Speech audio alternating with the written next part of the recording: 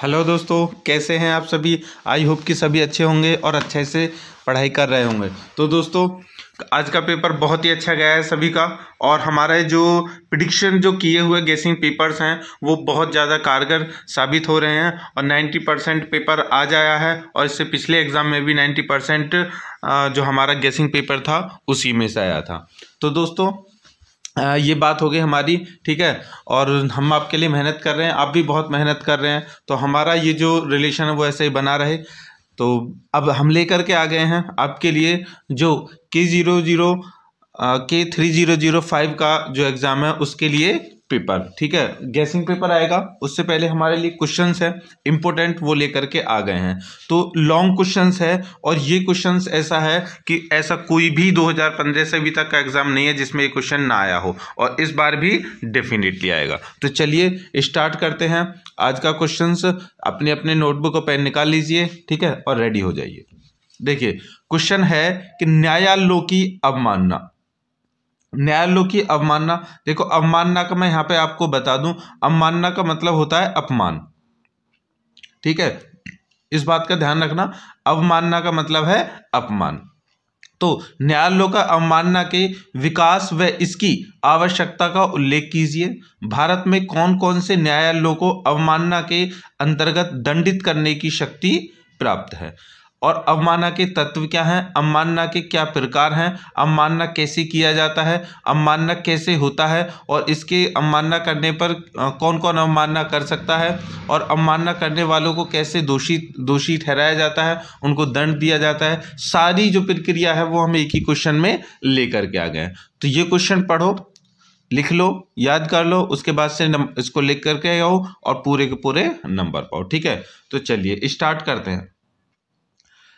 उत्तर देखिए, न्यायालय के अवमान मतलब कि अपमान की परिभाषा देना अत्यंत दुष्कर कार्य है, मतलब कि कठिन कार्य है। संभवतः यही कारण रहा है कि न्यायालय के अवमान अधिनियम 1971 के पूर्व इसकी परिभाषा किसी भी अधिनियम में नहीं मिलती है। भारत के संविधान में इसकी परिभाषा भी नहीं दी गई है, ठीक है दोस्तों। ओसवाल्ड के अनुसार न्यायालय का अवमान उस दशा में माना जाता है जबकि आचरण विधि की शक्ति और प्रशासन को असम्मानित करने अथवा अनादर करने की प्रवृत्ति जो रखता है, अथवा मुकदमे के दौरान मुकदमे के पक्षकारों अथवा गवाहों को क्षति पहुंचाने अथवा उसमें हस्तक्षेप करने की प्रवृत्ति रखता है। प्रवृत्ति का मतलब है क्षमता रखता है, ठीक है, समझ लीजिए। तो देखिए, संविधान में भी इसकी जो पूर्ण परिभाषा है वो तो नहीं है, ठीक है, लेकिन ओसवाल्ड जी ने यहाँ पर एक परिभाषा दी है, बनाई है, जो बहुत ही ज़्यादा कारगर है, ठीक है। और यही इस परिभाषा को मान करके हम इस क्वेश्चन को आगे पढ़ेंगे, ठीक है। और भी परिभाषा आएंगी, ठीक है, लेकिन निष्कर्ष यही निकल करके आएगा, ठीक है दोस्तों। चलिए आगे देखते हैं। सन्याल समिति, ठीक है, सन्याल समिति है ने भी अपनी रिपोर्ट के 12वें अध्याय में यह मत व्यक्त किया कि मतलब कि यही एक मतलब डेफिनेशन दी कि न्यायालय के अवमान की परिभाषा नहीं दी जा सकती, केवल उन शीर्षों को गिनाया जा सकता है जिसके अंतर्गत इनका वर्गीकरण किया जा सकता है, जो कि कभी भी पूर्ण नहीं हो सकता। मतलब कि एक सामंजस्य वाली स्थिति रहती है, एक डाउट वाली कहानी हमेशा रहती है। आगे है, जिसके अंतर्गत इसका वर्गीकरण किया जाता है जो कभी भी पूर्ण नहीं हो सकती, ठीक है। कार्पस जूरिस सेकंड में न्यायालय के अवमान से तात्पर्य निम्नलिखित से है, मतलब कि जो अपमान है, ठीक है, वो इन कारणों से है, जैसे कि जो के है, पहला है कि न्यायालय के प्राधिकार अथवा शक्ति और उसकी गरिमा के विरुद्ध कार्य करते हुए उसकी अवज्ञा करना। इट मीन्स कि न्यायालय की जो प्रक्रिया है या फिर उसकी शक्तियां हैं या उसकी गरिमा है, उसके विरुद्ध कोई अगर हम कार्य करते हैं या फिर उसकी अपालन करते हैं, मतलब कि अवज्ञा करना, आज्ञा न मानना, ऐसा कुछ भी करते हैं तो वो उसका अवमान होगा, अपमान होगा। दूसरा है कोर्ट के आदेश की अवज्ञा या अनादर, मतलब कि कोई भी अगर कोर्ट आदेश करता है कि ऐसा होना चाहिए, अगर उसको हम नहीं मानते हैं तो वो उसका अपमान ही होगा। तीसरा है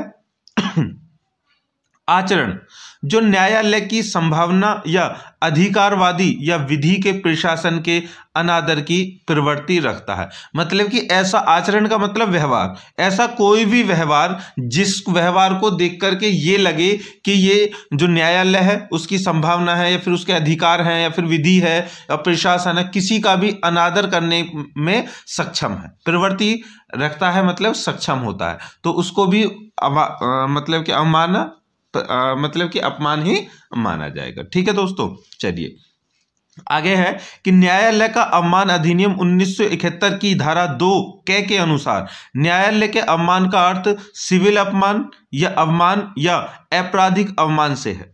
इस अधिनियम की धारा 2 सिविल अपमान को परिभाषित करती है। मतलब कि 2 है उसमें सिविल अपमान के बारे में लिखा हुआ है।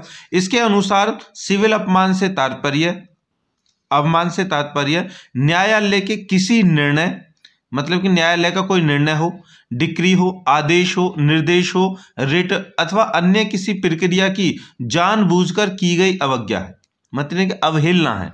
ठीक है, अथवा न्यायालय को दिए गए परिवचन को का जानबूझकर उल्लंघन करने से, मतलब जो न्यायालय है अगर कोई बात बताता है, कोई बात कहता है, कोई विचार करता है या फिर कोई निर्णय करता है, ठीक है, या फिर किसी मतलब किसी समस्या पर, ठीक है, अपने विचार रखता है, तो अगर उनको जानबूझकर उनको उल्लंघन किया जा रहा है, ठीक है, क्योंकि जो ये सिविल अपमान है वो यही कहला जाए जानबूझकर अपमान करना। ठीक है, तो उसको हम क्या बोलेंगे, सिविल अपमान बोलेंगे, अवमान बोलेंगे।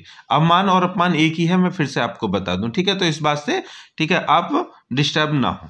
आगे है कि इस अधिनियम की धारा 2 आपराधिक अवमान को परिभाषित करती है। इसके अनुसार आपराधिक अपमान से तात्पर्य किसी बात के प्रकाशन, चाहे वह लिखित हो, मौखिक हो अथवा चिन्ह व दृश्यमान निरूपण हो अथवा किसी अन्य तरीके से हो अथवा किसी भी अन्य कार्य से हो, वो सभी किस में जाएगा, अमान्य में जाएगा। यहाँ पर एक बात की गई है प्रकाशन से।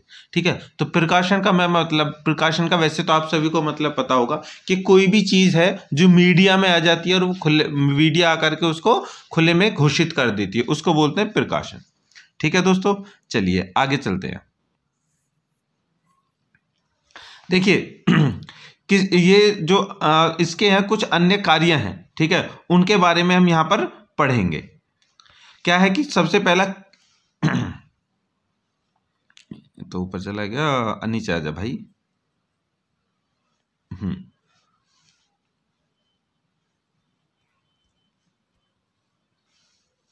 देखिए, किसी न्यायालय को कलंकित करने अथवा उसके प्राधिकार या शक्ति को कम करता हो अथवा करने की प्रवृत्ति रखता हो। मतलब कि प्रकाशन का मतलब आप समझ गए होंगे, जैसे किसी प्रेस ने या फिर किसी न्यूज़ चैनल पे ये चला दिया जाए कि वहाँ का जज है या वो न्यायालय वो हमेशा गलत फैसले करता है। इस तरह से कुछ भी अगर उसको कलंकित करता है या उसके प्राधिकार को, उसका जो अधिकार है, शक्ति है, उसको कम करता है या उसको करने की क्षमता रखता है, प्रवृत्ति रखता है, तो वो उसका अपमान ही होगा। दूसरा है, किसी न्यायिक प्रक्रिया के सामने अनुक्रम को क्षति पहुंचाता हो अथवा हस्तक्षेप करता हो, तो ऐसी प्रवृत्ति भी रखता हो, वो भी अवमान होगा। मतलब कि न्याय की जो प्रक्रिया है अगर उसमें हस्तक्षेप करता हो, प्रक्रिया को बाधा डालता हो, किसी कारण से कुछ ना कुछ उसमें प्रॉब्लम क्रिएट करता हो। तीसरा है, किसी अन्य तरीके से न्याय प्रशासन में हस्तक्षेप करता हो अथवा बाधा पहुंचाता हो अथवा ऐसी प्रवृत्ति रखता हो। ठीक है, समझ में आ गया। चलिए आगे है कि न्यायालय का अवमान अधिनियम 1971 में न्यायालय की अवमान की दी गई उक्त परिभाषा पूर्ण नहीं है। मतलब कि अभी जो हमने ये सब बताया है ये उसकी परिभाषा है, फिर भी लेकिन पूर्ण नहीं है। वास्तव में यह परिभाषा नहीं है बल्कि इसका वर्गीकरण है। मतलब कि जो अवमान है उसका वर्गीकरण किया है हमने यहाँ पर, उसकी परिभाषा नहीं बताई है, ऐसा कहते हैं जो ये विधिक हैं वो। अब क्या है कि विधि शास्त्रियों ने ये कहा है कि न्यायालय के अवमान को सिविल अथवा आपराधिक 2 वर्गों में बांटा जा सकता है। मतलब कि अभी जो हम डेफिनेशन देख रहे हैं एक्चुअली तो डेफिनेशन नहीं है दोस्तों, ठीक है, क्योंकि संविधान में भी नहीं है, लेकिन फिर भी जो विधिवेत्ता हैं उन्होंने किसी हद तक उसको पूर्ण करने की कोशिश की है। ठीक है, तो अब उन्होंने क्या किया है कि अवमान को 2 भागों में बांट करके वर्गीकृत कर दिया है। ठीक है, संक्षेप में न्यायालय के अवमान की कोई पूर्ण परिभाषा नहीं दी जा सकती। इसका वर्गीकरण किसी संवैधानिक उपबंध अथवा अधिनियम द्वारा सीमित भी नहीं किया जा सकता। समस्त अभिलेख न्यायालय को यह शक्ति प्राप्त है कि वह अवमानना के लिए दंड दे सके और कौन सा कृत्य या आचरण अवमानना है इसका निर्धारण भी कर सके। ठीक है, मतलब कि इनका वर्गीकरण करने के बाद में हम ये जान लेंगे कि अगर अवमानना किस क्षेत्र में आती है, क्या अवमानना मानी जाएगी और उसके लिए क्या दंड दिए जाएंगे। इस प्रकार न्यायालय के अवमान का अर्थ इस प्रकार समझा जा सकता है कि, देखिए अब थोड़ी पुष्टि कर रहा है वो कि न्यायालय का जो अवमान है वो इस प्रकार समझा जा सकता है कि न्याय प्रशासन में हस्तक्षेप करना, मतलब कि उसमें घुसना अवमान है। न्यायालय की प्रक्रिया में हस्तक्षेप अथवा न्याय प्रशासन में हस्तक्षेप कई प्रकार से किया जा सकता है।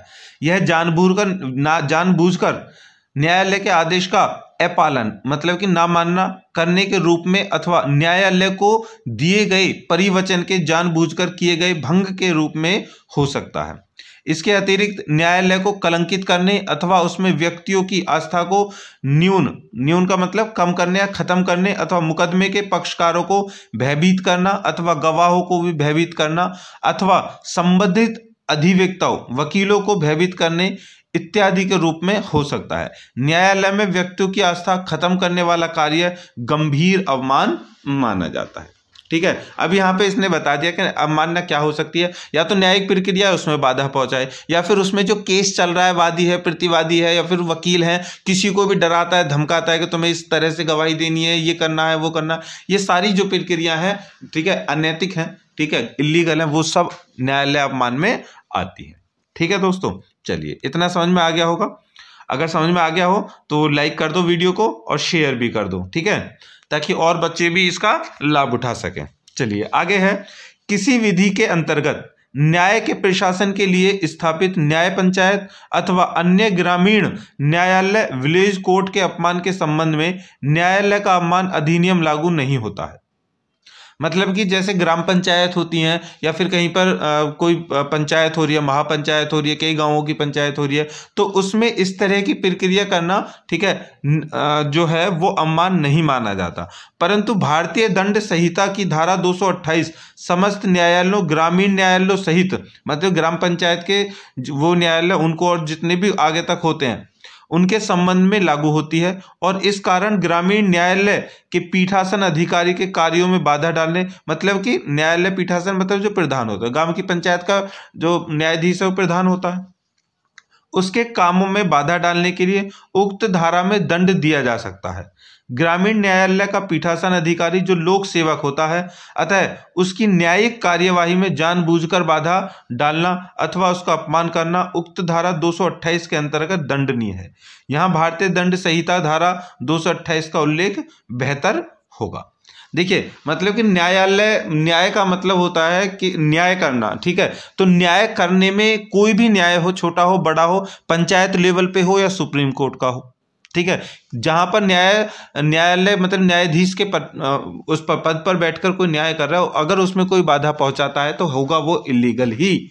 और उसके लिए, ठीक है, अगर न्याय में और उसमें है तो उसके लिए तो धारा 271 है, लेकिन ग्रामीणों के लिए 228 है। ठीक है, मतलब जो पंचायत है इस तरह की वो होती हैं, उनमें 228 दंडनीय अपराध है धारा के अकॉर्डिंग। ठीक है, चलिए, इस धारा के अनुसार जो कोई किसी लोक सेवक का उस समय जबकि वह न्यायिक कार्यवाही के किसी अनुक्रम में बैठा हुआ है जानबूझकर उसका अपमान करेगा अथवा उसके कार्य में हस्तक्षेप करेगा तो इस धारा के अंतर्गत दंड दिया जा सकेगा। दंड 6 माह के साधारण कारावास अथवा 1000 रुपये के अर्थदंड का हो सकता है।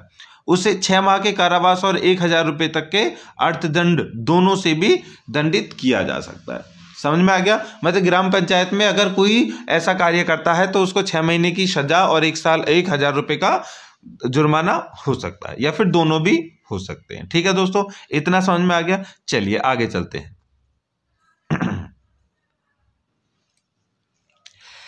न्यायालय का अवमान और विधि का शासन। न्यायालय का अवमान विधि की सर्वोच्चता और विधि की गरिमा को एक गंभीर चुनौती है। देखिए, जो न्यायालय अपमान होता है, ठीक है, वाकई में एक संगीन अपराध है और गंभीर चुनौती भी है। कैसे कि विधि की सर्वोपरियता और गरिमा बनाए रखना सभ्य समाज के अस्तित्व के लिए आवश्यक है, हम सब के लिए आवश्यक है, क्योंकि हम सब सभ्य समाज में ही तो आते हैं।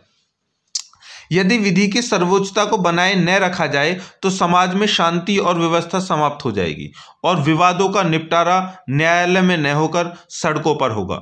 जहां तक कि शक्तिशाली विजयी और कमजोर की हार होगी। विधि की सर्वोच्चता बनाए रखने के लिए यह आवश्यक है कि न्यायालयों के आदेशों का सम्मान किया जाए और उनका पालन किया जाए।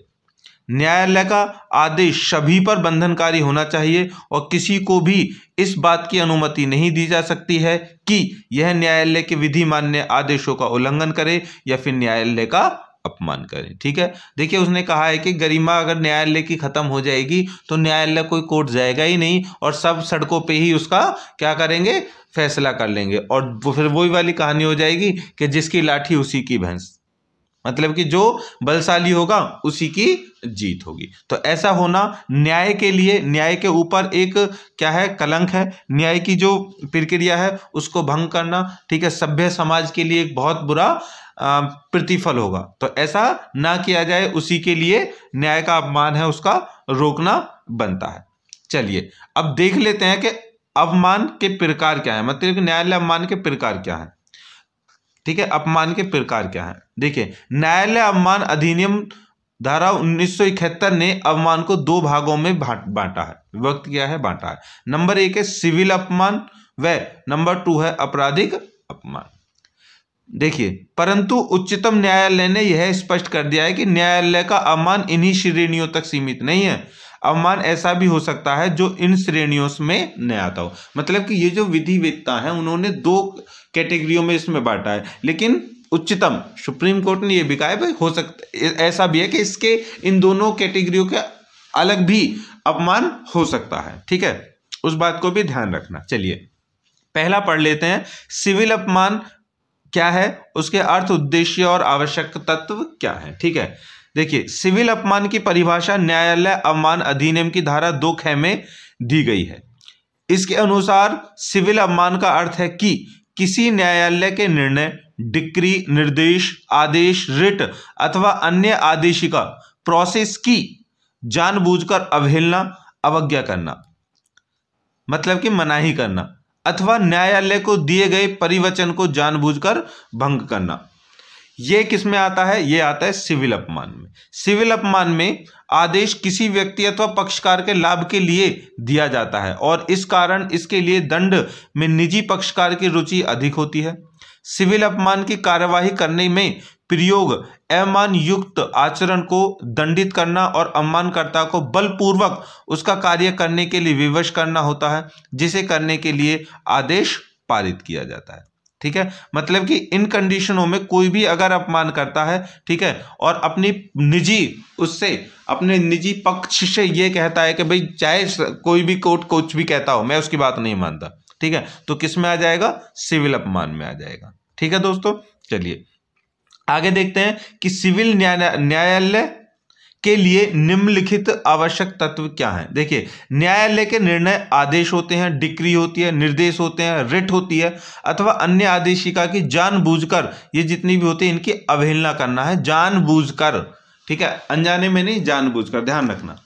दूसरा तत्व है कि न्यायालय को दिए गए परिवचन का जानबूझकर भंग अथवा उल्लंघन किया जाना। उक्त अवहेलना, अपालन या उल्लंघन, भंग जानबूझकर किया गया है। उक्त आवश्यक तत्वों की विवेचना निम्नलिखित प्रकार से की जा सकती है।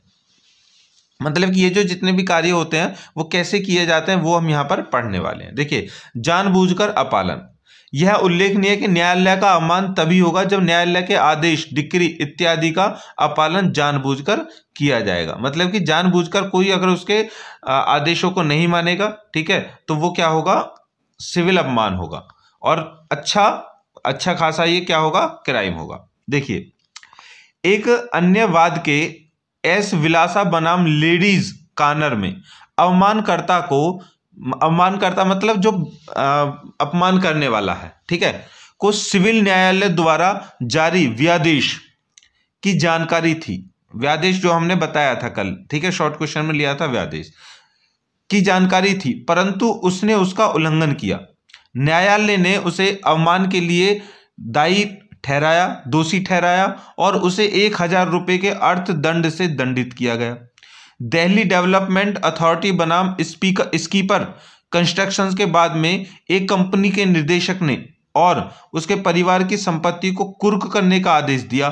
निदेशक के पुत्र ने उस कुर्की के आदेश का उल्लंघन किया, उसे अवमान के लिए दोषी ठहराया गया, दायी ठहराया गया। मतलब कि देखिए पहले में क्या है कि एक व्यादेश आया, ठीक है, उसके खिलाफ उसने उसको नहीं माना।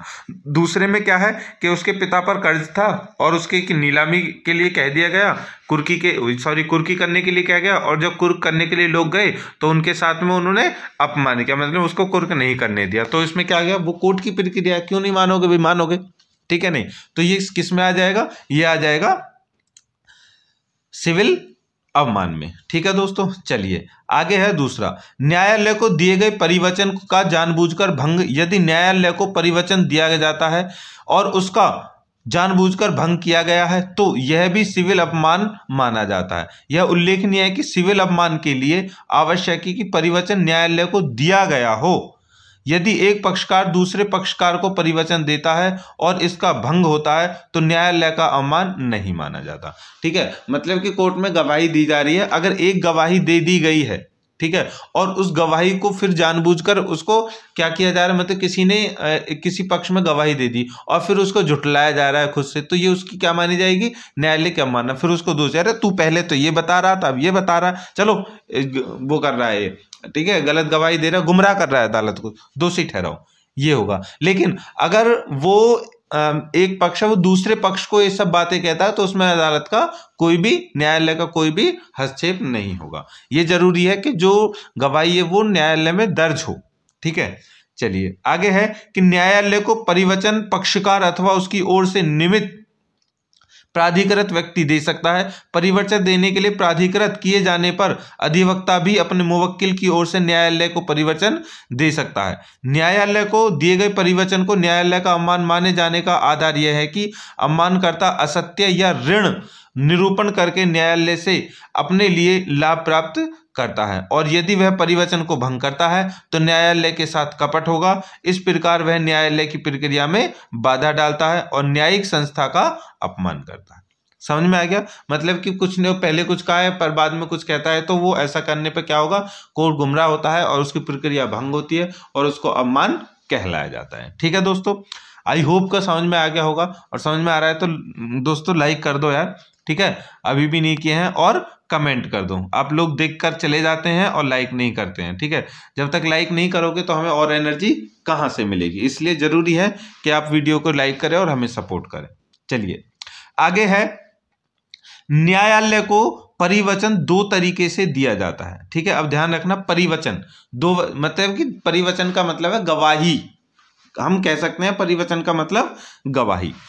नंबर 1, प्रार्थना पत्र अथवा शपथ पत्र जिसमें परिवचन का स्पष्ट उल्लेख है दाखिल करके, अथवा अपमानकर्ता द्वारा न्यायालय को स्पष्ट और अभिव्यक्त मौखिक परिवचन दिया जा सकता है जिसे न्यायालय ही अपने आदेश में अभिलिखित करता है। यदि ऊपर वर्णित किसी भी शर्त की पूर्ति की गई है तो परिवचन का जानबूझकर किया गया भंग न्यायालय का अपमान माना जाएगा।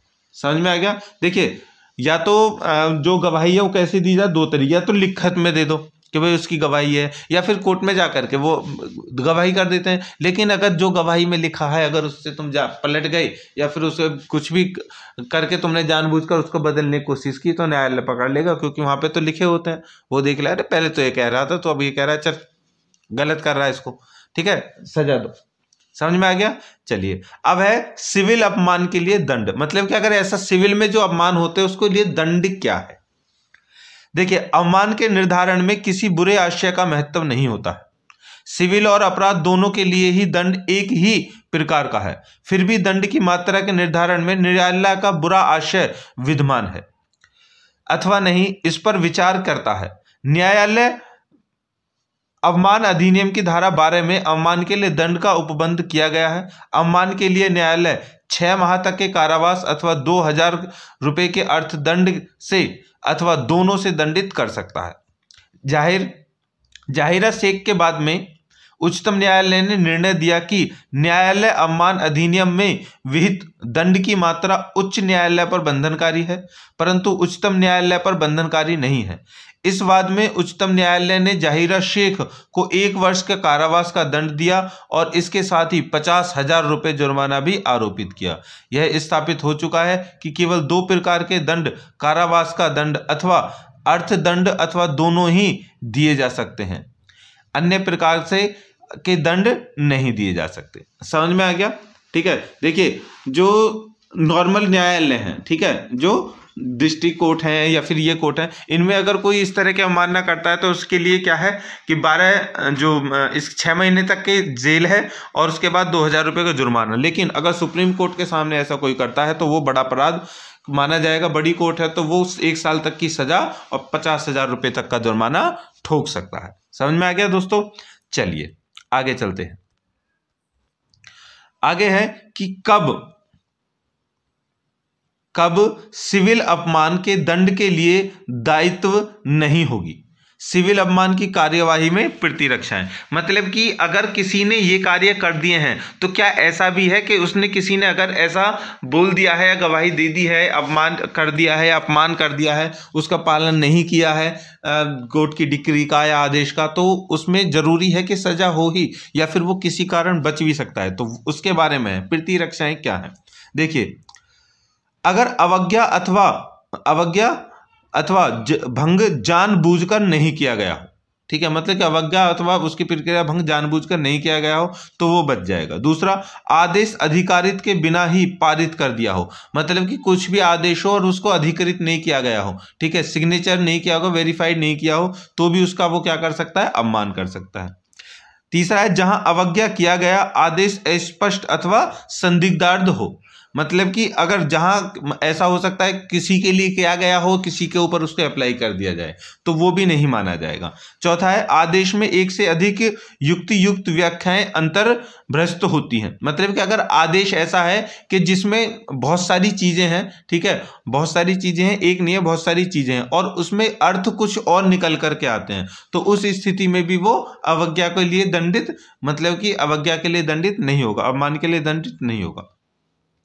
पांचवा है, आदेश का अनुपालन असंभव है, जहां पर ऐसा दिख रहा है कि भाई जो आदेश है उसका अनुपालन असंभव है, तो वहां पर कैसे, जैसे कोर्ट ने आदेश कर दिया ये 3 महीने तक पानी नहीं पिएगा, अब भैया ऐसे कैसे हो सकता है, पानी नहीं पिएगा तो वो मर जाएगा, तो पहले उसका अधिकार है जीवन जीने का, तो ऐसा अगर अधिकार होता है कुछ जो असंभव है तो उसको वो नहीं मानेगा, तो उस पर दंड नहीं दिया जाएगा। ठीक है, चलिए। छठा है, आदेश का कोई ज्ञान न होना, मतलब कि आदेश तो कर दिया, उसे पता ही नहीं है कि किस चीज का आदेश किया गया है, ठीक है, किसी व्यक्ति के ऊपर ऐसा आदेश कर दिया गया, उसको पता ही नहीं है, तो कैसे होगा, तब भी नहीं होगा। ठीक है दोस्तों, आई होप कि ये कंडीशंस आपको समझ में आ गई होंगी। अब चलते हैं आगे। आपराधिक अपमान, अभी सिविल अपराध सुना था हमने, वो सिविल अपमान देखा था, अब है आपराधिक अपमान, अर्थ और उसकी मुख्य विशेषताएं। देखिए, भारत में न्यायालय का अवमान अधिनियम 1971 की धारा 2 में आपराधिक अवमान की परिभाषा दी गई है। इसके अनुसार आपराधिक अवमान का अर्थ ऐसे प्रकाशन, चाहे शब्दों द्वारा हो अथवा लिखित हो अथवा चिन्ह द्वारा हो अथवा दृश्यमान निरूपण करता हो अथवा किसी अन्य तरीके से हो अथवा अन्य किसी ऐसे कार्य के लिए किए जाने से है जिसका निम्नलिखित में से कोई एक अथवा समस्त परिणाम हो। ठीक है, आपराधिक अवमान किसे बोलते हैं वो हम यहां पर देखने वाले हैं। सबसे पहले इसमें एक बात आई है प्रकाशन की।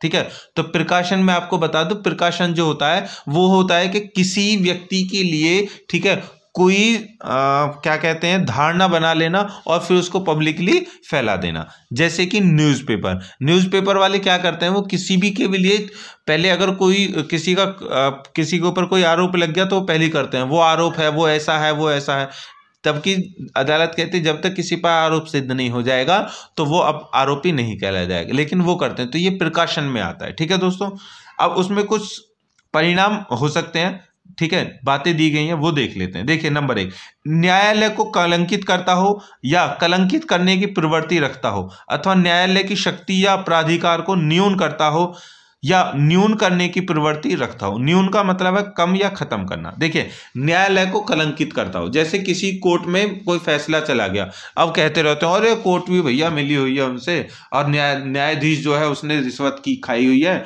और इस तरह से ये हमारे पक्ष में फैसला नहीं करेगा, और हम इस बात को चारों तरफ फैलाएंगे करें। तो इस तरह का जो है ना प्रकाशन, वो क्या है, आपराधिक मामले में आता है, आपराधिक अपमान में आता है। ठीक है, आगे है कि न्यायिक प्रक्रिया के सम्यक अनुक्रिया को क्षति पहुंचाता हो अथवा इसमें हस्तक्षेप करता हो अथवा हस्तक्षेप करने की प्रवृत्ति का मतलब क्षमता रखता हो। देखिए, न्यायिक प्रक्रिया में किसी भी कारण से अगर वो क्षति पहुंचा रहा है तो वो किस में आएगा, आपराधिक अपमान में आएगा।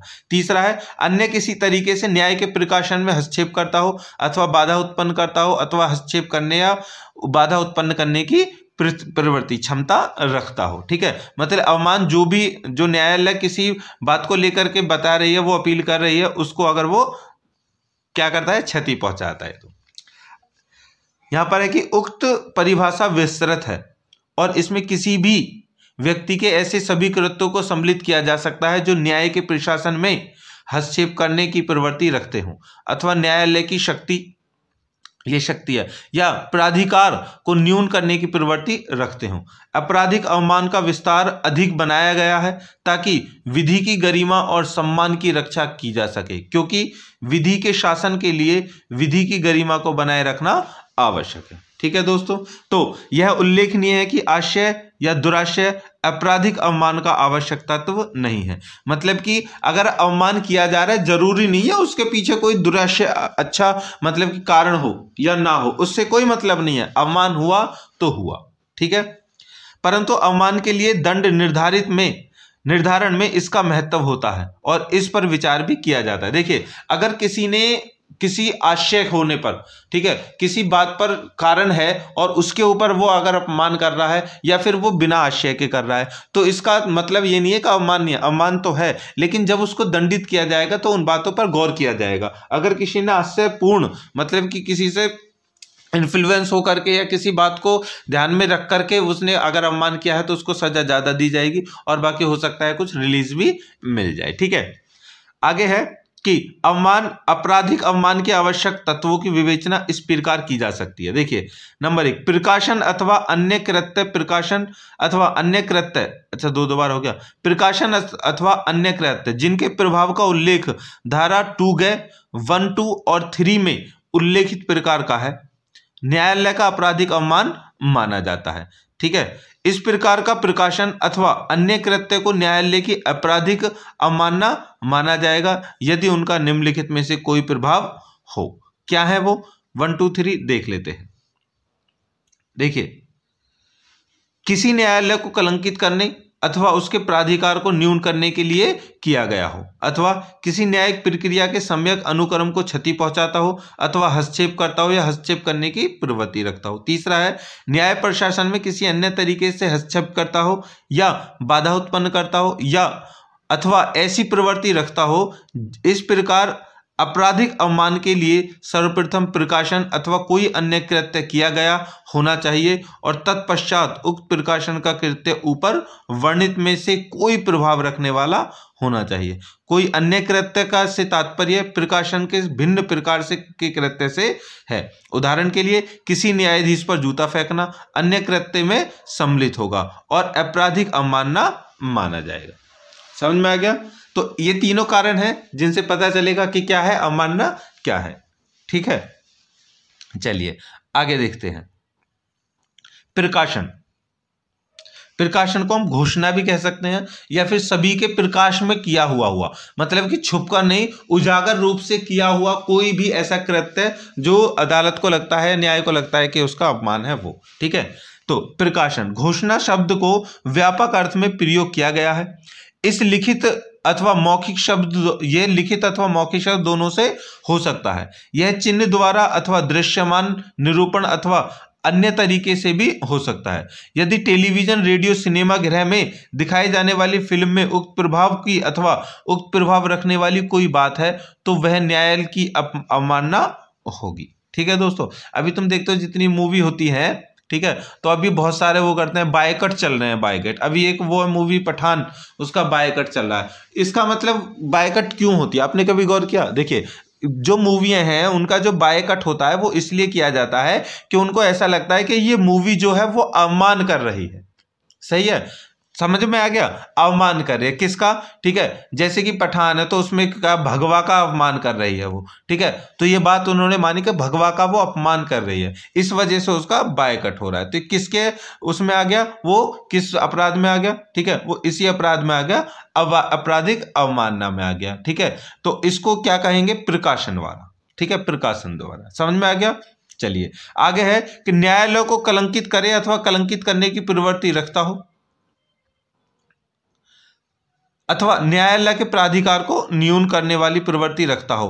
तो ये भी क्या हो सकता है? ये भी खुले में भी हो सकता है और अखुल्ले में, मतलब खुले में भी कर सकते हैं और वो छुपकर भी किया जा सकता है।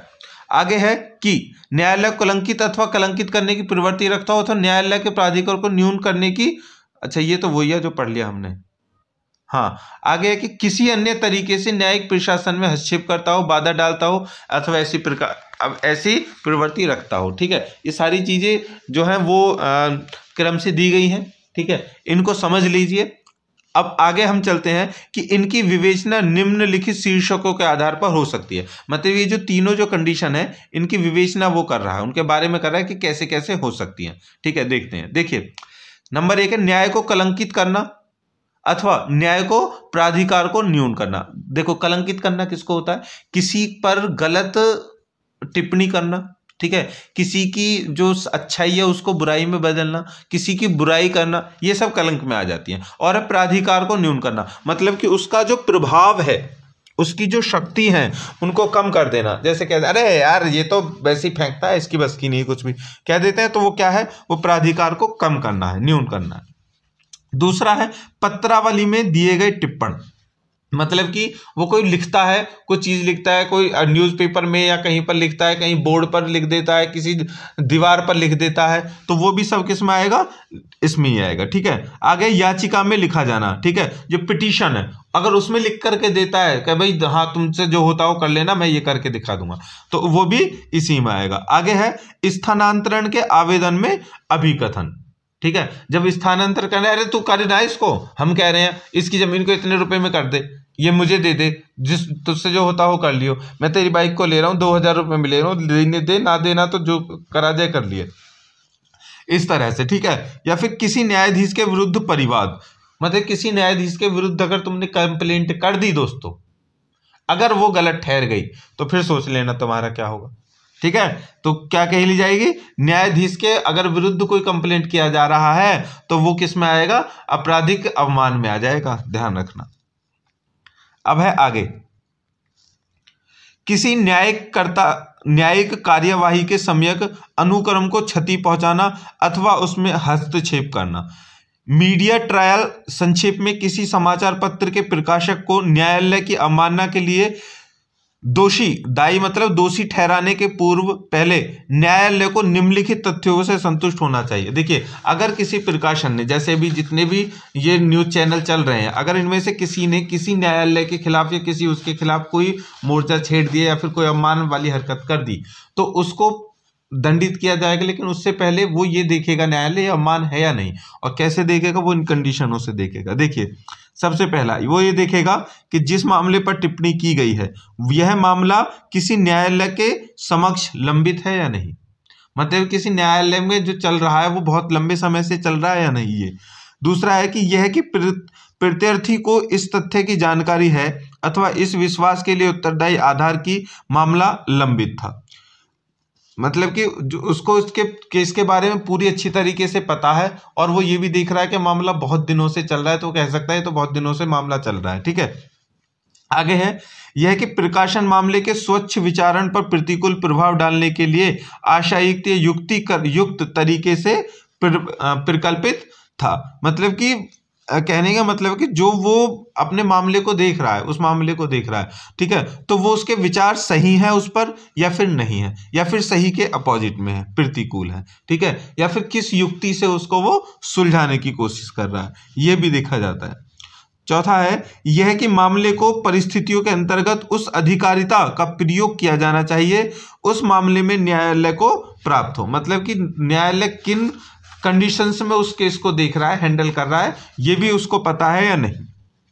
पांचवा है यह कि कार्यवाही का उद्देश्य न्याय की सत्यता सिद्ध करना है, इसका उद्देश्य केवल काल्पनिक शिकायतों पर बहस करना नहीं है। ये भी देखा जाएगा कि जो कंडीशंस अब उभर के आई है, ठीक है, न्याय की वो सिद्धता स्थापित कर रहा है या फिर वैसे ही काल्पनिक बातें बना रहा है। ठीक है, आगे है यह कि न्याय के लिए यह अपेक्षित है कि दोषसिद्ध के आदेशों को अभिलिखित किया जाए। मतलब कि जो दोष हो चुके हैं उनको लिखित रूप में होना चाहिए उन आदेशों को, यह भी जरूरी है। ठीक है, बोलने से नहीं, लिखित में भी होना चाहिए।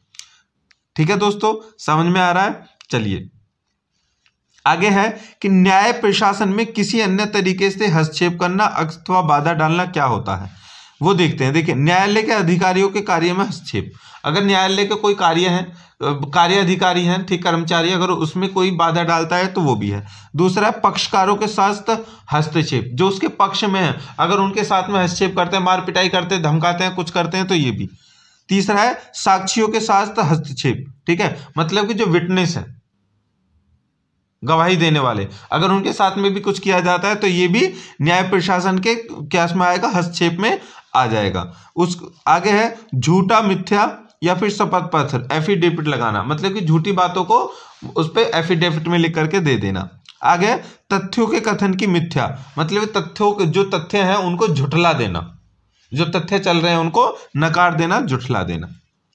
आगे है कि सत्यापन SR, रामराज बनाम के वाद में उच्चतम न्यायालय ने निर्णय दिया कि यदि तथ्यों के कथन का सत्य झूठला दिया जाता है तो ऐसा सत्यापन करने वाले व्यक्ति के विरुद्ध अवमान की कार्रवाई की जानी चाहिए। मतलब किसी ने अगर पहले नोटिस दे दिया था किसी बात को लेकर के और अब उसको वो खुद ही झुठला रहा है तो उसने अपमान किया है न्यायालय का। चलिए जल्दी से उसको उठाओ और उसको उस पर प्रक्रिया करो, सजा दो। अब है आगे न्यायालय की प्रक्रिया का दुरुपयोग। देखिए कि सम्यक प्रक्रिया अथवा न्याय प्रशासन में बाधा आती हो, न्याय की अवमानना, न्याय की कार्यवाही के मामूली दुरुपयोगों का निस्तारण पक्षकारों के मध्य प्रावधानों के अधीन कार्यवाही करके किया जाना चाहिए, किंतु ऐसा आचरण जो इन सब का दुरुपयोग करता हो तथा उसे मखौल बना देता हो और इस प्रकार इसके हित का प्रभावित करना न्यायालय की अवमानना के रूप में ग्रहण करना किया जाना चाहिए। देखिए सबसे पहले सम्यक प्रक्रिया। देखिए जब कोर्ट में केस चल रहा होता है, अगर उसमें कोई भी मखौल उड़ाता है, ठीक है, या फिर ऐसी बातें करता है, ऐसी कार्रवाई करता है जो अनुचित है, तो उनको अवमान में ही कहा जाएगा। ठीक है, उसको कहा जाएगा कि कोर्ट की प्रक्रिया में क्या है, बाधा डाल रहा है। ठीक है, और उसको अवमान माना जाएगा। ठीक है दोस्तों, चलिए आगे है कि अवमानकर्ता को दंडित, ठीक है, में उपलब्ध प्रतिरक्षाएं, मतलब कि अगर उसको दंड दे दिया जाए तो उसमें वो क्या क्या अपनी रक्षाएं कर सकता है। देखिए न्यायालय अवमान संशोधन अधिनियम 2006 द्वारा 13 में संशोधन करके ट्रुथ को विधिमान्य प्रतिरक्षा के रूप में